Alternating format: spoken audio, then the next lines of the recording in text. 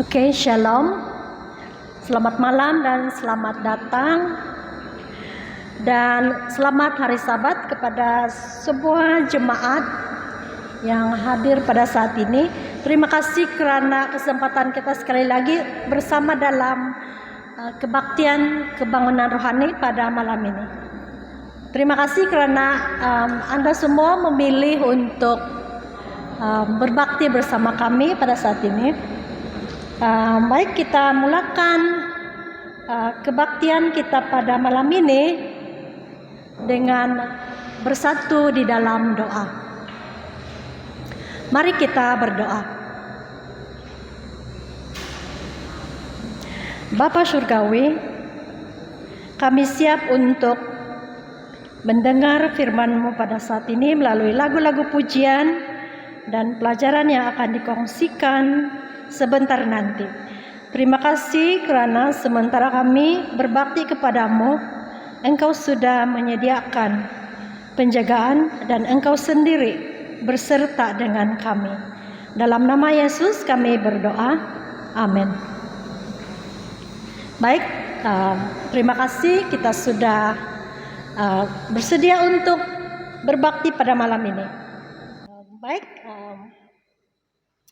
mari kita buka kebaktian kita pada malam ini dengan nyanyikan lagu tema kumpulan kebaktian rohani kita. Tiap hari aku selalu berjalan. Dan selepas lagu ini dinyanyikan, kita akan dipimpin dalam doa oleh Elder Sikin Penimbang.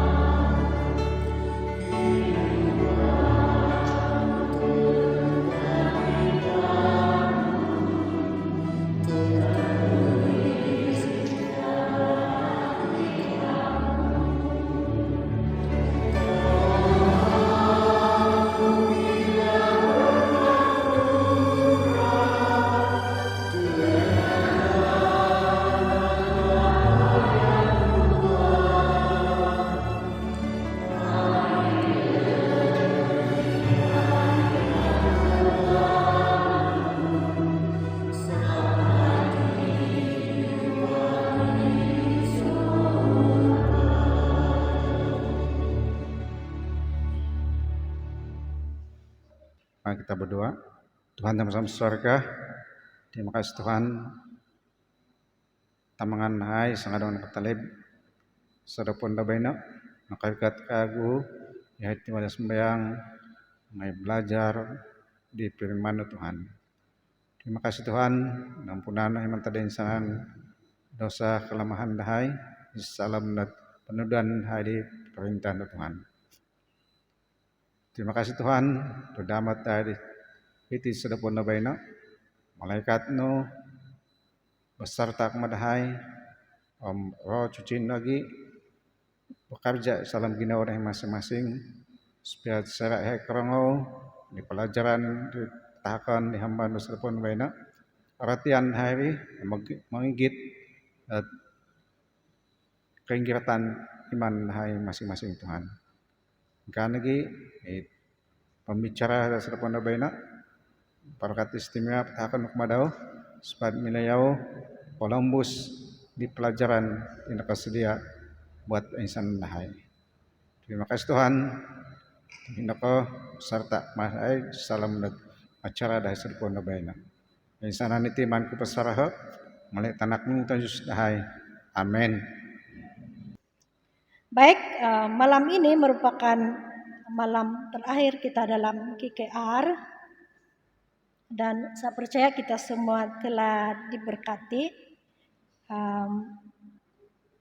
Dan pada malam ini kita sekali lagi akan mendengar pelajaran yang akan dikongsikan oleh pengarah kesehatan SDM Mission Sabah, Puan Doreen Lim. Dia merupakan pembicara kita pada malam yang pertama. Dan pada malam ini dia akan menyampaikan pelajaran yang bertajuk perayaan bagian kedua. Baik, terima kasih kepada para diakon dan para diakon yang akan membantu kita untuk mengutip persembahan pada saat ini.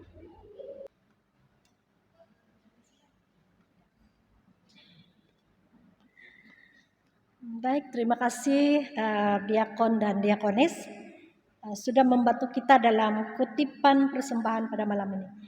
Baik, kita berdoa untuk persembahan. Mari berdoa. Tuhan, terima kasih kami sudah mengutip persembahan pada malam ini. Terima kasih Tuhan sudah menerimanya, memberkatinya, dan biarlah persembahan ini akan menjadi berkat kepada perkembangan rohani di tempat ini. Dan yang lebih penting adalah hidup kami adalah persembahan yang harus kami sampaikan kepada Tuhan, karena itu adalah persembahan yang hidup kepadamu. Terima kasih Bapa, dalam nama Yesus kami berdoa. Amin. Baik, kita akan mendengar lagu istimewa yang akan disampaikan oleh adik Camelia Nyuk. Selamat petang dan selamat hari Sabat. Hari ini saya akan menyampaikan sebuah lagu yang bertajuk Sampaikan pada Yesus.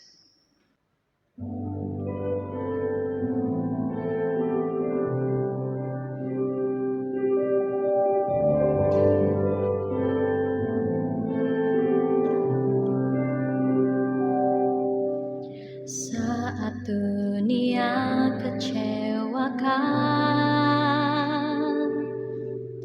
dan tak ada satupun yang peduli, Dia peduli.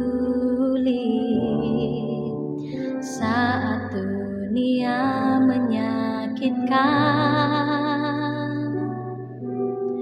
bahkan yang terdekat pergi meninggalkanmu, Dia ada. Sampaikan pada Yesus segala beban hidupmu, Dia hanya saja doa saat kau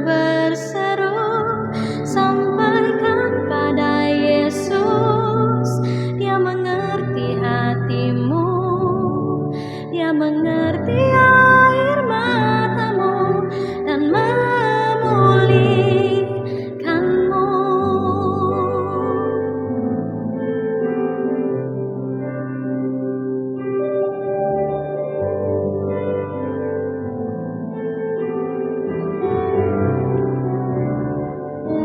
Saat dunia kecewakan dan tak ada satupun yang peduli, Dia peduli. Saat dunia menyakitkan,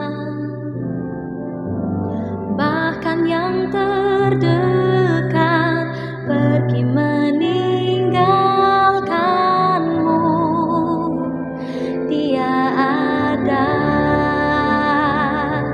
Sampaikan pada Yesus segala beban hidupmu. Dia hanya sejauh doa saat kau berseru. Sampaikan pada Yesus, Dia mengerti hatimu, Dia mengerti air matamu dan memulihkanmu.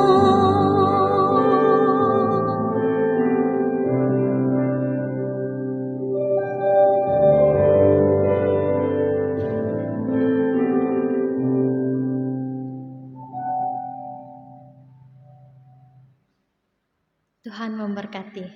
Oke, terima kasih adik Beba. Kami panggil dia Beba, tapi nama dia Kemilia. Baik, saat ini kita akan mendengar pelajaran yang akan disampaikan oleh Puan Doren Lim. Selamat hari Sabat. Kita coba sekali lagi. Selamat hari Sabat. At least saya tahu saya bukan satu orang di sini. Saya tahu cuaca di luar itu sejuk, oke? Tapi biarlah kita harap kita semua akan rasa selesa juga dalam gereja. Terima kasih atas peluang ini sekali lagi dapat bersama-sama dengan anggota gereja di Kapak. Dan pada malam ini kita akan sambung dengan apa yang telah kita pelajari pada hari pertama, yaitu celebration, ya, perayaan. Dan sebelum itu, mari kita tunduk kepala dan kita akan berdoa sekali lagi.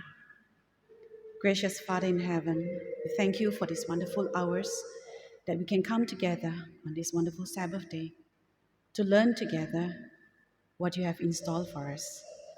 May you open our hearts and our mind as we learn together this evening, Lord. May you instill in our hearts that the willingness to be more like you.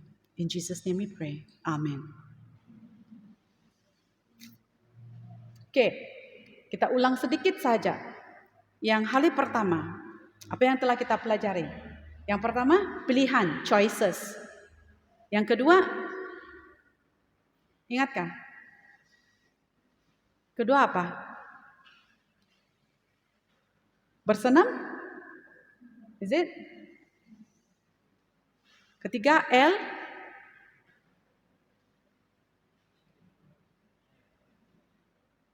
Hah? Air? Liquid? Is it? And then the other one, E. Lagi satu E. Exercise.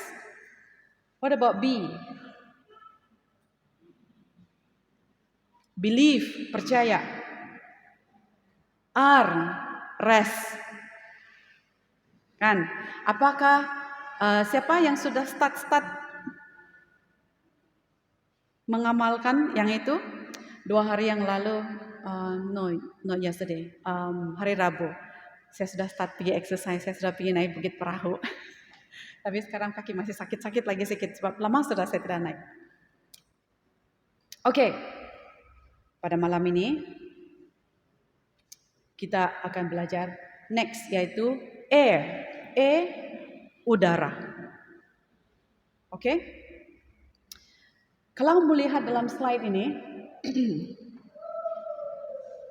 selalu kita cakap udara itu penuh dengan oksigen. Tapi sebenarnya oksigen itu dalam kita punya ruangan di sini ya, atmosfer, oke? Ia cuma 21% saja. Kebanyakannya ialah 78%.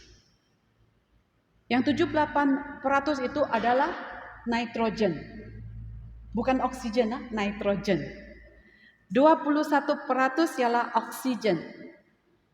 Dan gas-gas yang lain, oke? Gas-gas yang lain itulah menampak dia punya pie chart sana itu kecil-kecil saja.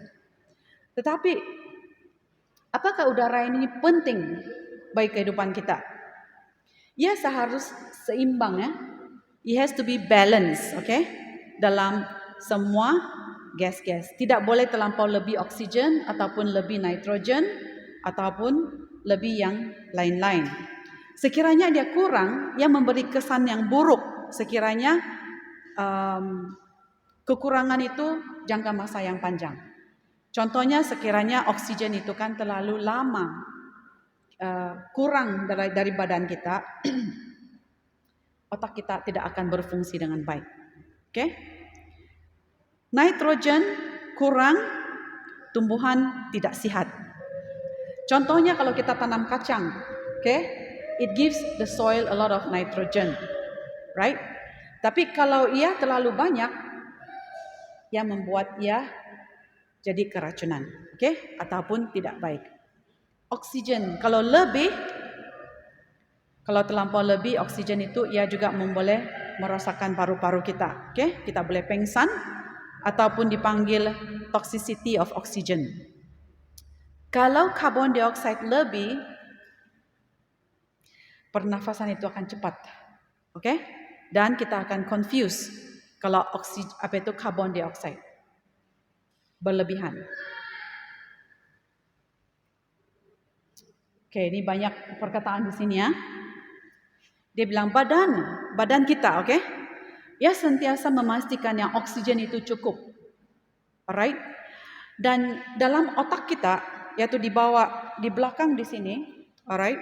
Saraf tunjang di belakang kepala kita itu dipanggil medulla oblongata. Di tempat itulah yang merangsangkan supaya kita terus bernafas. Jadi kalau kita tahan nafas selama-lama yang kau bilang, saya boleh 5 minit pun saya boleh. Tidak mungkin 5 menit Mungkin dalam dunia ini mungkin ada 1-2 orang yang boleh tahan begitu.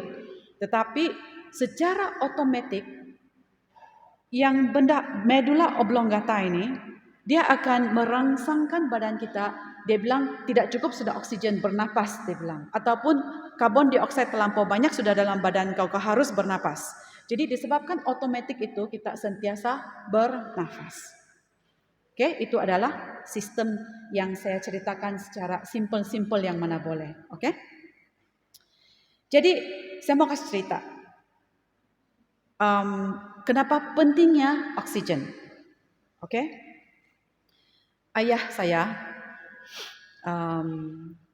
sebelum ini dia kerja di kayu balak. Waktu dia muda. Waktu kami kecil, tiadalah dia selalu di rumah sebab dia kerja di somel di kayu balak kan. Jadi waktu itu, jadi saya bukan seorang yang merokok. Dia tidak menginum juga, tidak juga merokok. Tetapi pada umur dia sekarang 80-an, tahun lalu lah yang teruk, dia telah didiagnose chronic lung fibrosis, di mana paru-parunya itu mengeras. Sepertinya sponge ya, yang sponge kita cuci piring tuh. Waktu dia baru kan dia sangat spongy kan. Tetapi apabila sudah lama dipakai dan itu sponge yang lama kamu pegang itu kan dia keras-keras. Jadi begitulah contoh dia, kan fibrosis. Dan apa terjadi dengan dia ialah sebab dia punya paru-paru itu sudah mengeras dan dia tidak banyak elasticity. Apabila dia bernafas, gas exchange dalam paru-paru itu tidak begitu baik.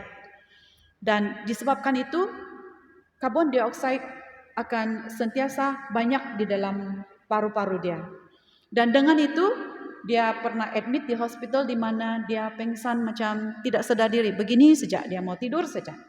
Jadi saya terpaksa panggil dia, saya bilang, Pak, jangan kau lupa bernapas. Dia bilang, bernapas, saya bilang. Dia bilang begitu baru dia punya oksigen mau naik. Tetapi dia tidak juga boleh kontrol sebab terlampau banyak karbon dioksida dalam badan dan dia harus pergi ke ICU. Dan ICU itu dokter masukkan tiub untuk keluarkan karbon dioksida dan masukkan oksigen dalam paru-paru. Sebab kalau tidak dia akan bye-bye, dia bilang dokter. Berarti dia akan pergi begitu saja. Sebenarnya dia hampir dia putus nyawa. Sebab apabila ICU panggil saya, dia bilang kan dokter panggil kamu ke ICU sekarang juga, dia bilang. Apabila saya sampai di sana, mereka kasih tahu karbon dioksida dalam badan kita ialah lebih kurang 30 sehingga 35%. Itulah maksimumnya. Oke, yang lain itu haruslah oksigen. Tetapi apabila saya sampai ke ICU, dokter kasih tahu, dia bilang kan, itu nurse kasih tahu, dokter belum sampai, nurse kasih tahu. Dia bilang, Miss, dia punya karbon dioksida terlampau tinggi, dia bilang. Berapa? Saya bilang kan. Dia bilang dia punya karbon dioksida dalam badan itu lebih 100. Saya tidak ingat 110 kah 120. Saya bilang kalau begitu, dia bilang kan, saya pergi panggil, Pak, bangun, saya bilang kan, bernapas kau, saya bilang kan, ngam dokter sampai, kau boleh cubit lah dia bilang, dia tidak akan buka mata pun, dia bilang. Waduh, walaupun saya seorang nurse yang kerja di hospital, kau pergi panggil lah, dia bilang, kalau kamu panggil aja. Saya pergi cubit dia, saya tolak di sini, saya picit di sini, di mana kamu coba picit di sini sekuat-kuatnya hati, picit di sini sekuat-kuat hati itu sakit. Tapi saya picit sekuat-kuat hati saya, dia tidak sadar, dia tidak bangun. So dokter bilang, kau harus mau tanda tangan. Kalau tidak, saya tidak boleh selamatkan dia. Saya mesti masukkan tiup, dia bilang. Jadi itulah begitu penting oksigen ataupun udara yang bersih bagi paru-paru kita. Okay? And I praise God that He made it, walaupun dia masih hidup sekarang, tetapi dia harus menggunakan oksigen dan untuk membantu dalam pernafasan dia. Sekiranya dia tidak oksigen, terlalu panjang masanya, dia akan dapat infection dan saya harap itu tidak akan terjadi di masa yang terdekat lah. Oke? Right. Temperance seterusnya. Temperance ataupun kesederhanaan. Kesederhanaan bermaksud perkara yang berbeza bagi setiap orang. Bagi saya mungkin temperance itu adalah contoh adalah supaya saya tidak makan ayam, tidak makan daging ayam, tidak makan ikan. Tapi mungkin bagi teman saya adalah saya bertekad tidak mau minum kopi, tidak mau minum alkohol, tidak mau merokok, ataupun temperance ialah dia bilangkan supaya saya tidak selalu main handphone, ataupun saya tidak temperance supaya saya tidak juga mau lihat Facebook pada hari Sabat. Okay? Temperance on what? Temperance on supaya saya tidak banyak makan makanan apa itu fast food. Okay? Fast food semua orang pun suka bahkan. Tapi temperance on certain thing. Jadi kita harus cari apakah kesederhanaan yang saya cari dalam kehidupan. Supaya ya balance dalam kesehatan kita. Bagi kamus Webster mentakrifkan kesederhanaan sebagai kesederhanaan dalam tindakan, pemikiran atau perasaan, atau kesederhanaan atau pantang minum yang memabukkan. Itu yang saya cakap tadi itu kan. Jadi kalau ada orang di kalangan kita yang minum alkohol, pandai-pandailah kamu ambil itu keputusan untuk memilih yang baik. Kenapa saya cakap dalam gereja, kamu mungkin heran, kenapa pula kau cakap ada yang minum alkohol di sini? Padahal gereja Seventh Day Adventist. Mungkin waktu saya di Pulau Pinang, Jangan diheran kalau orang sudah hidup di kota, walaupun namanya Seventh Day Adventist. Makan minumnya itu seperti duniawi. Ya. So kita supaya untuk mencapai keseimbangan sebenarnya dalam kehidupan, kita perlu menangani semua aspek kehidupan, keseimbangan dalam semua perkara. Semua perkara, bukan hanya dalam makan minum, bukan hanya dalam exercise, bukan hanya dalam air, tetapi keseluruhan. Sebab dalam Alkitab mengatakan Galatians 5:22-23. But the fruit of the Spirit is love, joy, peace, patience, kindness, goodness, faithfulness, gentleness, and self-control. Kesederhanaan is the same with self-control. Self-control on benda yang kita lemah, yang menjauhkan kita daripada firman Tuhan, yang menjauhkan kita daripada perhubungan erat bersama dengan Tuhan.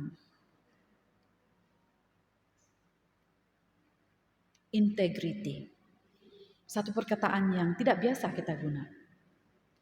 Amalan jujur. Integrity adalah melakukan sesuatu walaupun orang tidak lihat. Melakukan sesuatu yang baik walaupun tiada orang yang memuji kita. Ya, kata di sini amalan jujur dan menunjukkan pematuhan yang konsisten dan tanpa kompromi kepada prinsip dan nilai moral dan etika yang kukuh. Dalam etika ataupun integriti dianggap sebagai kejujuran dan kebenaran atau ketetapan tindakan seseorang. So, what is our integrity?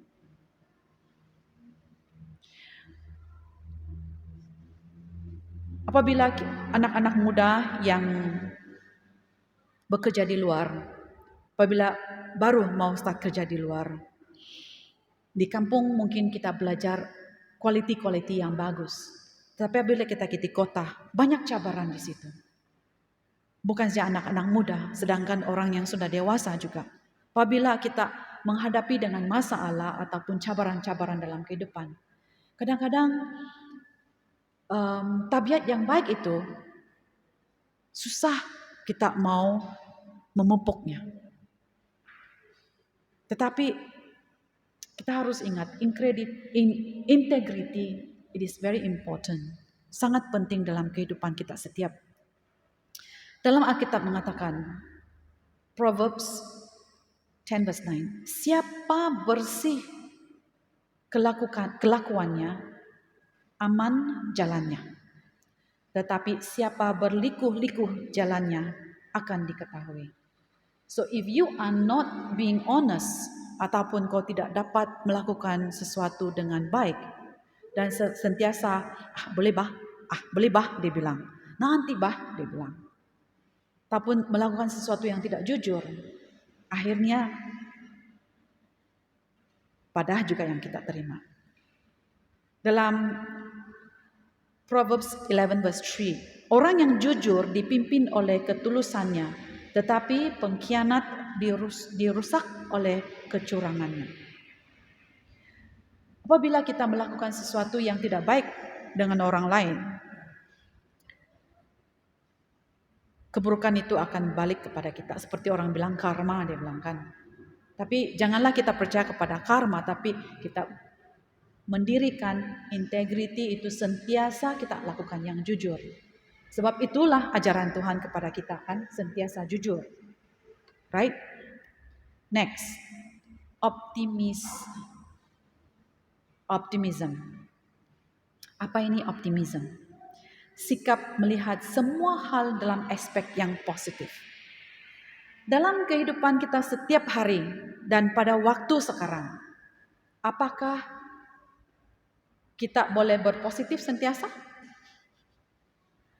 COVID-19 melanda. Pekerjaan kena buang kerja, ada yang kena buang kerja sebab dia bilang, "Oke, saya tidak dapat mau teruskan sebab sudah begitu lama tidak buka kedai, tiada peruntukan yang masuk." Jadi terpaksalah saya kasih retrench, dia bilang. Mau kasih kurang itu pekerja, dia bilang. Dan macam mana dengan dia bilang kais pagi makan pagi, kais petang makan petang. Berarti kalau kau dapat kerja adalah, kalau tidak pergi kerja tiada no. Kalau dengan keadaan begitu, macam mana lagi kita mau berpikiran positif? Susah kan? Waktu kita pergi kerja, saya tidak suka pasana tempat kerja, dia bilang. Sebab si Anu kan, dia goyang kaki saja. Saya saja yang buat selalu. Tidak lagi mau tolong, dia bilang. How to be optimist? Coba kita, siapa boleh baca di sini? 2 Timotius 3 ayat 1 hingga 5. Ada yang bawa Bible?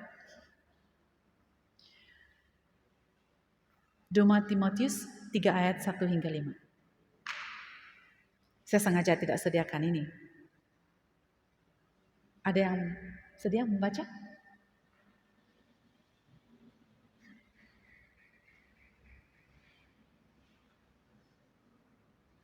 Siapa yang ready? Kau boleh berdiri dan baca.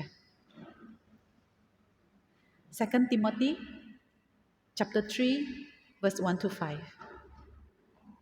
2 Timotius pasal 3 ayat 1 hingga 5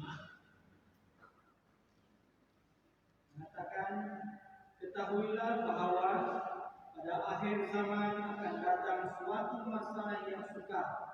Manusia akan menjadi pencinta diri, pencinta uang, bercakap besar, berlagak bongkak, mencaci maki, engkar terhadap ibu bapa, tidak bersyukur, tidak suci, tidak mengasihi, tidak mengampuni, suka memfitnah, tidak menguasai diri, puas dan membenci kebaikan, khianat, bohong, angkuh, serta lebih mencintai kesenangan daripada mengasihi Allah.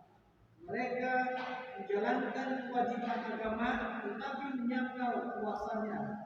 Jauhilah orang-orang sedemikian. Terima kasih. Kita sudah mendengar tadi bacaan tadi. Apakah dunia itu, dunia sekarang bersama dengan apa yang dikatakan dalam ayat tadi? Sama kan? One way or another. Kita suka ataupun tidak. Begitulah kita punya dunia sekarang. Dalam Efesus 4 ayat 9 mengatakan, janganlah ada perkataan kotor keluar dari mulutmu, tetapi pakailah perkataan yang baik untuk membangun di mana perlu supaya mereka yang mendengarnya beroleh kasih karunia. Walaupun kucar-kacir dunia kita, banyak yang kita lihat itu semua memberi kesakitan, kekecewaan. Tetapi sebagai seorang umat Kristen, umat Tuhan, marilah kita sama-sama menjadi optimis. Bukan untuk diri kita, tetapi untuk kemuliaan Tuhan. Satu lagi ayat, Ibrani 1 ayat 9. Bukankah telah kuperintahkan kepadamu, kuatkan dan teguhkanlah hatimu.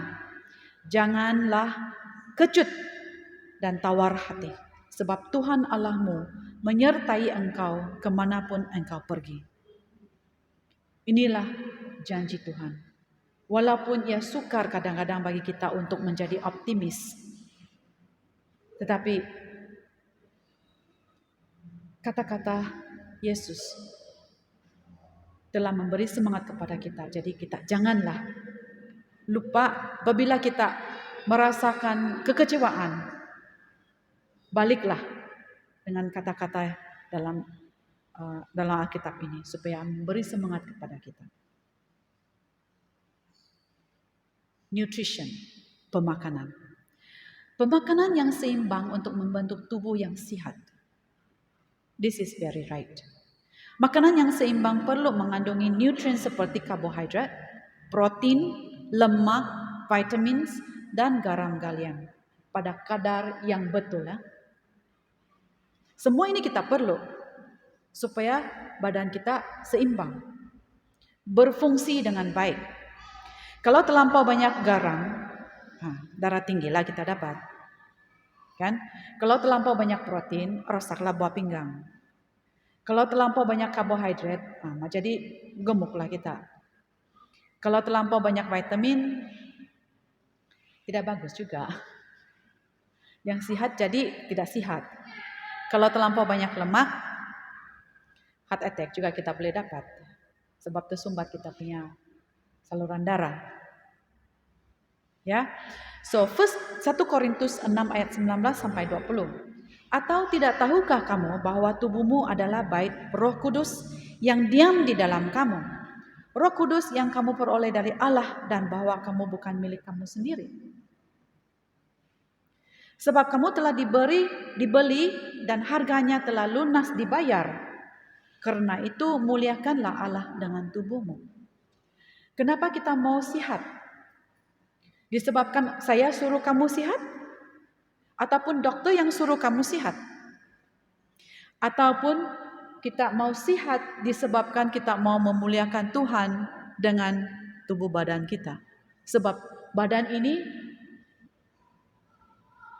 Tuhan berikan, Dia kasih pinjam sementara kita hidup dalam dunia ini. Apakah Dia memberitahu kita, kau masuk sejak apa sajalah yang kau suka, Dia bilang. Supaya kau bergembira, supaya berpanjang umur, Dia bilang. Let's see. Kejadian 1 ayat 29.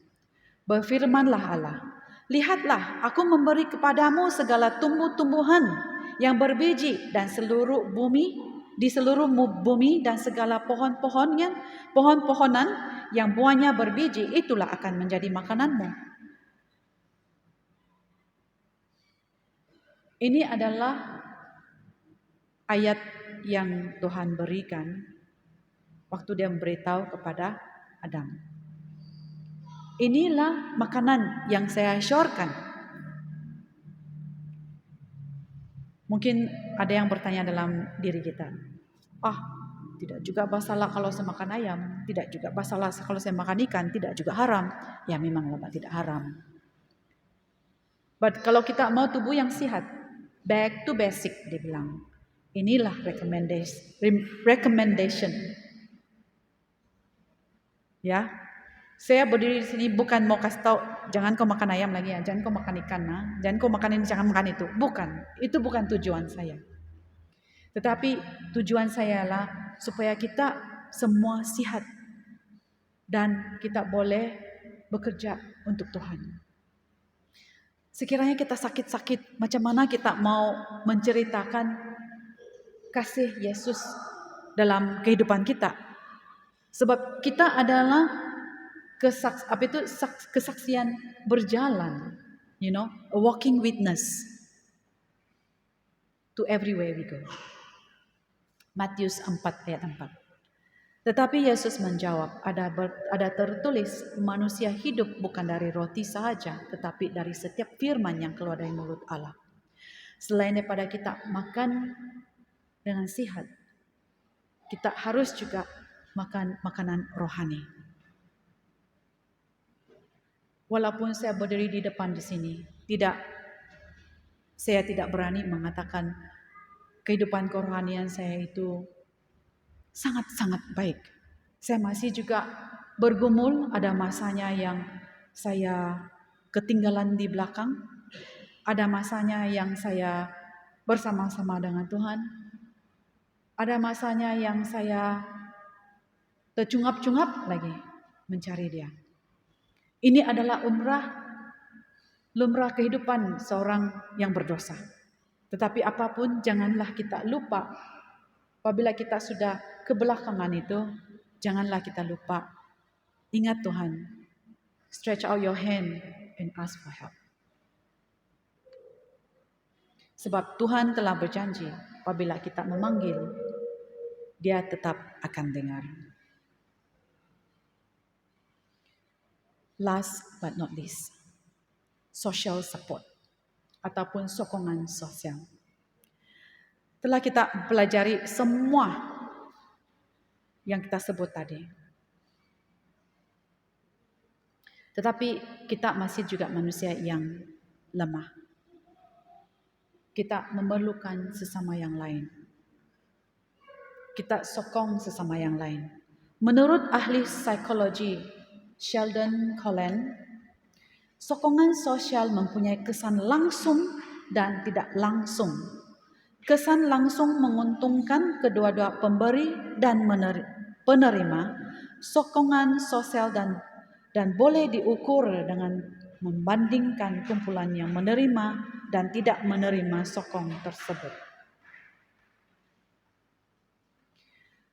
Apabila kita melihat teman kita ataupun saudara-saudari kita yang menghadapi masalah, ayo kita berikan sokongan sesama sendiri. Menyokong satu sama yang lain membantu kita menghadapi tekanan. Adalah penting untuk menyadari bahwa kita boleh menjadi musuh terburuk kita sendiri dengan menolak sokongan orang lain. Sikap kita mungkin mempengaruhi cara kita bertindak balas terhadap usaha orang lain untuk menyokong kita. Kalaulah kita membuat sesuatu ataupun kita rasa tertekan, stres, ataupun ada masalah yang kita hadapi, janganlah bilang saya tidak mau cakap dengan orang. Tapi apabila kita mau cakap dengan seseorang itu, kita pilihlah siapa yang kita boleh beritahukan. Dalam 1 Tesalonika 5 ayat 11 mengatakan, karena itu nasihatilah seseorang akan yang lain dan saling membangunkan kamu seperti yang memang sudah kamu lakukan. We ought to lift each other up, not to tear each other down. Kalaulah kita nampak teman kita dalam gereja, ada masalah dalam keluarga, apakah kita cakap di belakang? Itulah dia itu kan, tidak mau dengar cakap, dia bilang. Sudah kasih tahu, tidak mau juga dengar. Padahal muka dia bilang, janganlah begitu. Biarlah kita berdoa dan beri sokongan.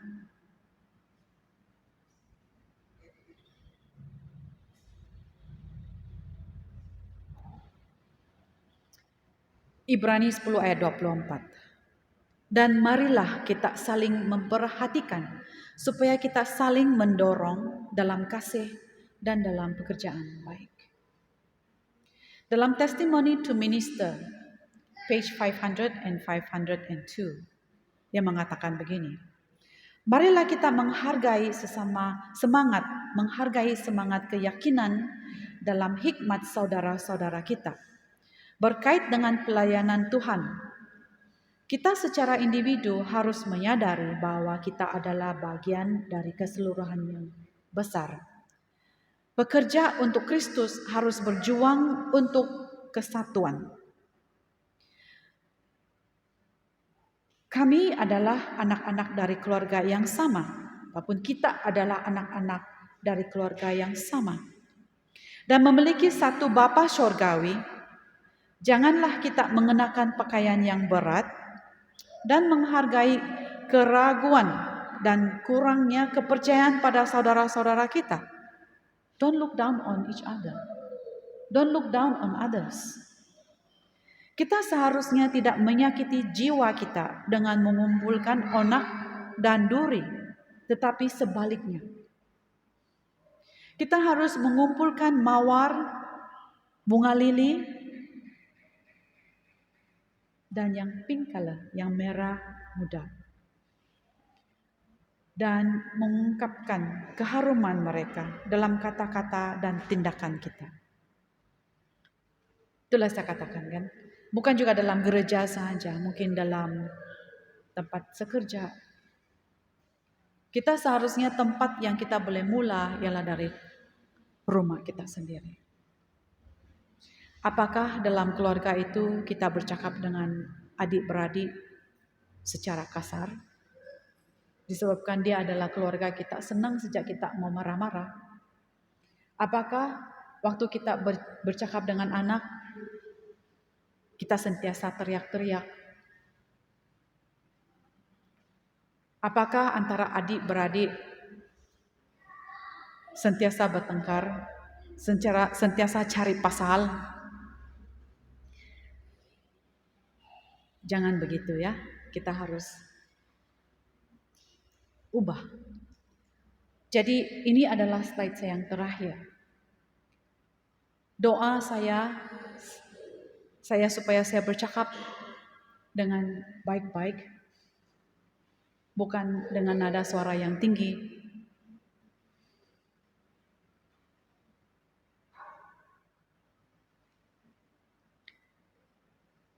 Coba kita tanya diri kita sendiri.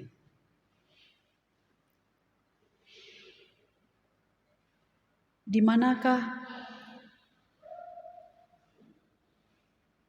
dalam kehidupan kita yang harus kita perbaiki supaya kita boleh mencapai perayaan yang seimbang dalam kehidupan kita?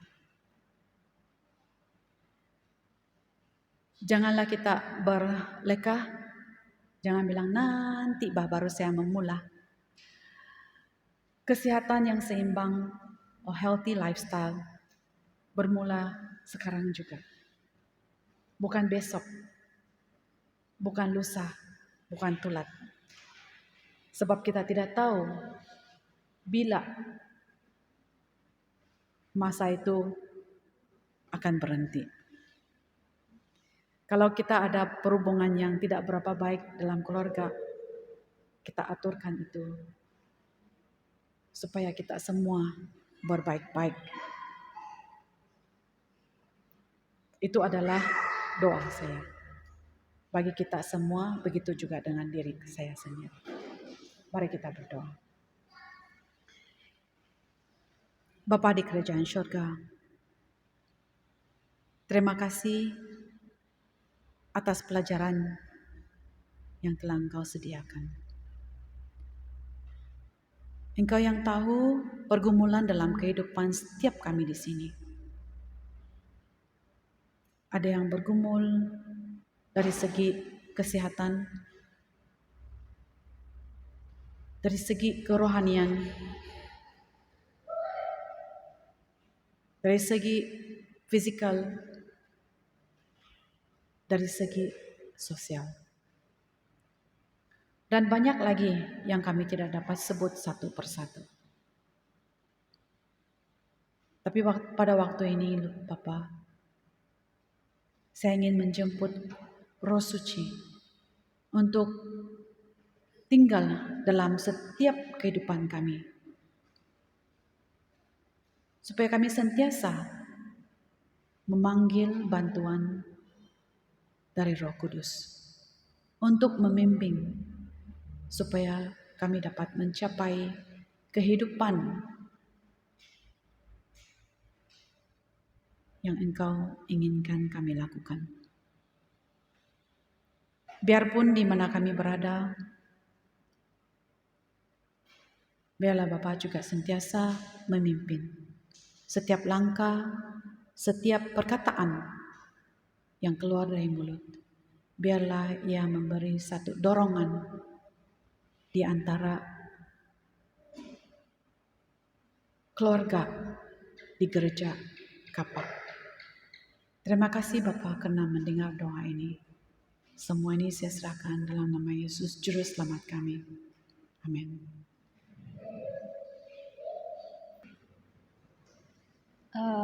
Baik, terima kasih. Amin kepada pelajaran yang telah dikongsikan oleh pembicara kita pada malam ini.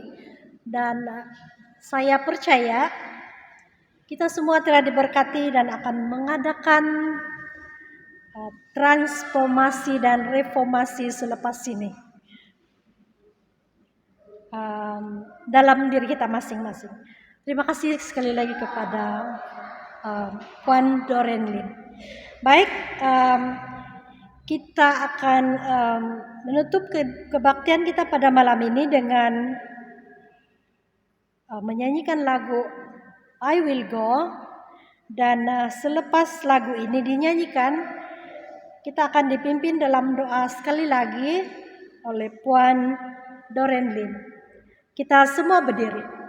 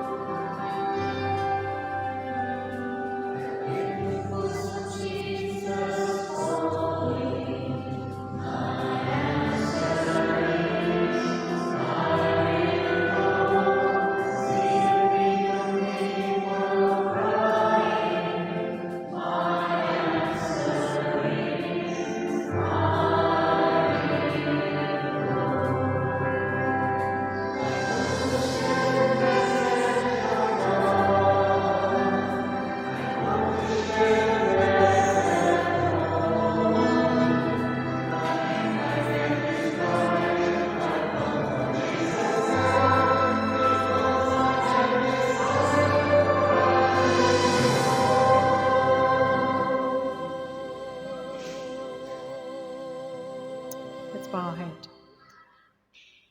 Our dear gracious Father in heaven, once again, we thank you, Lord, for giving us this wonderful opportunity to learn together. And thank you for the wake-up call to remind us that we ought to take care of our body. And as we leave this place, Lord, may you be with each one of us as we go back to our respective places, that you will guide us and keep us safe, so that we can be prepared to come back to the church to worship you again tomorrow. Thank you, Lord, for hearing and answering our prayer, for we ask all this in Jesus' name. Amen. Oke, baik, kita duduk sebentar. Baik, bagi pihak semua jemaat yang telah menghadiri kumpulan Kebangkitan Rohani Gereja SDA Kapa, kami ingin mengucapkan ribuan terima kasih kepada Puan Doren Lim karena telah membantu kami menjayakan kumpulan apa yang telah